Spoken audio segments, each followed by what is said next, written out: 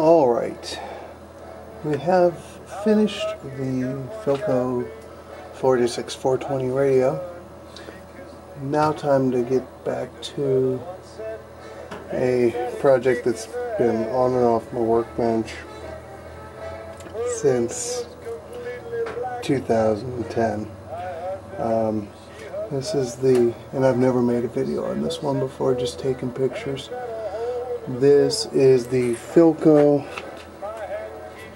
50-T1406 12-inch round TV, chassis code 125. I've already done, since I've had it for a while, I've already done some work on it. Just got a new cheater cord. These are getting hard to find, the non-polarized ones.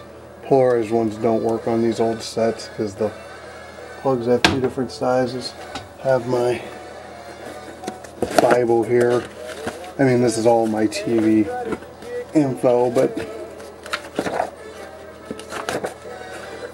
the main thing is the SAMs. And thanks to the generosity of Cliff Benham, I've got the actual Philco service manuals. I have some other ones, tips and tricks for Philcos, and these include modifications and everything to make them better sets. But I want to get it working properly first before I start modifying it. And also I have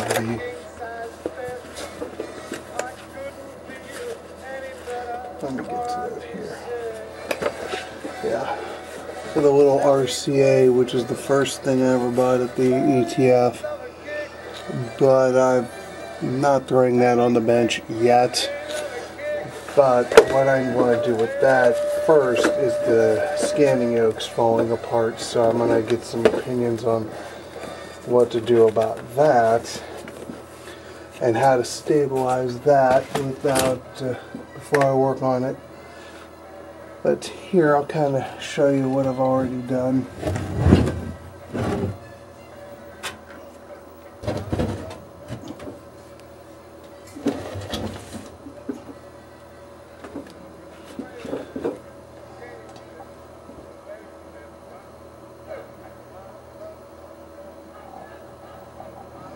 I've already replaced quite a few of the capacitors. This thing was originally full of what are called bumblebees, which are just plastic cased wax capacitors. They're no more reliable. But there are a couple of things I want to take care of. And the one thing is down here. And it's these filter capacitors that were tacked in here. They're replacing an original can, which is, I'm going to flip this around. It's this can here, which has the X on it. I figure from these caps what they are. It's Sprague Adams. And they're good caps. But there's a couple things with them. First of all, they're both 50 microfarad, and I went and bought replacements from Just Radios.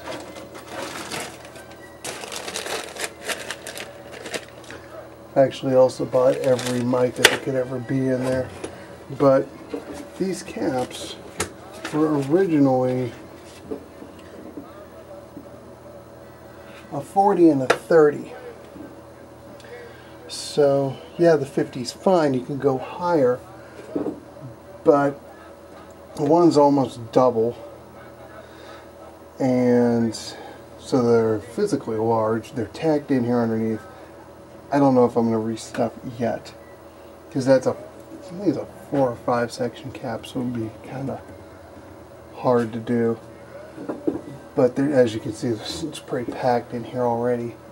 But the biggest problem is that these are just wired right back in to the spot on the can.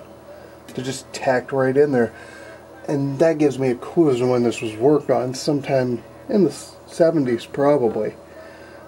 Because that was a common thing to do. Just tack it right in there. There's problems with doing that.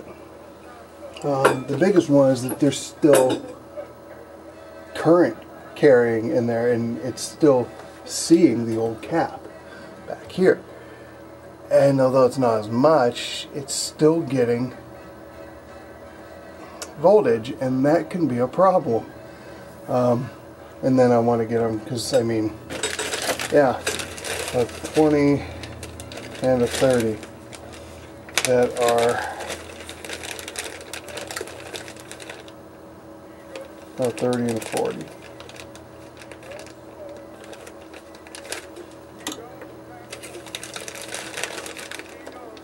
This is probably the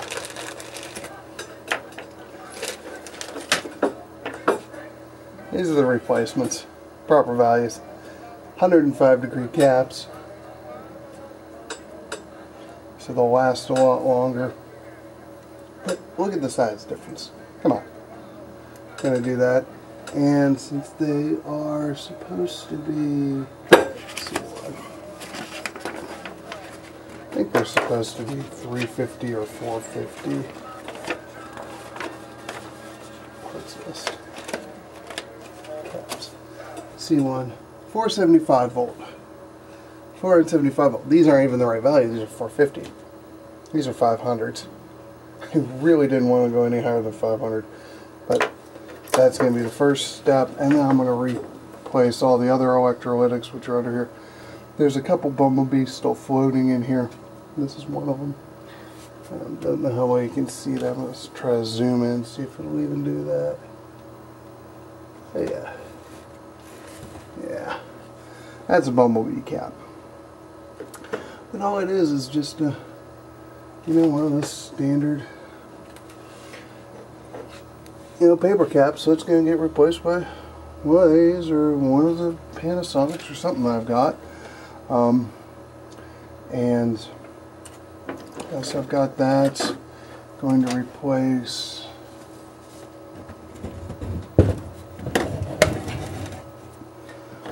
all of these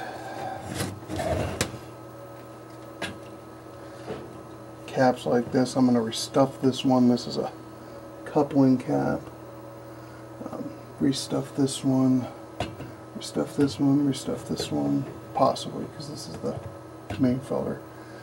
But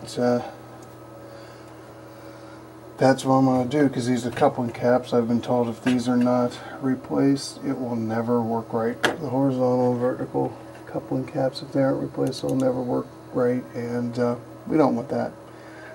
All the tubes are good. In fact, most of them were still original Philcos, although there were a few I had to replace. And of course I went and got, this is the high voltage cage, which I already repainted. So, but there's a coupling cap in here. I don't even see where it is. Oh, it's way down in there. Probably not going to be able to see that in any angle I've got. But there's a 1000-volt cap down in there that's going to be replaced. And if you look here on the flyback, the horizontal is actually fused, which I like. I have the normal controls down here. And this is one of the sets where I got it. Someone had harvested a few tubes out of it. There were a couple that were bad, but they had harvested the 6SN7s. Yeah, there's two 6SN7s and a 5U4 rectifier. Those are the audio tubes, audio tubes that can be used. So those were stolen out of here. So I got replacements, had to replace a few more. pretty much all the tubes that were bad in here were ones that were RCA from the 60s and 70s. So I don't know if they were put in here bad or someone tried to use it and it blew something up. But and the other thing I need to replace is this, and that's the speaker. Yeah. First thing I did when I was working on it was slide it forward, and it had something sitting on the desk, and punch a hole right in the middle of the cone. But thanks to the generosity of a friend of mine,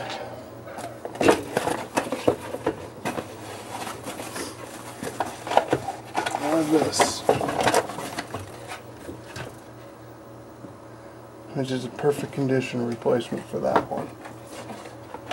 And I'll leave that in until I'm almost done, because I don't want to worry about hurting it anymore. But it's it works. It works for testing anyways. And so expect a few updates as they go along. And this is the first of many videos. Stay tuned.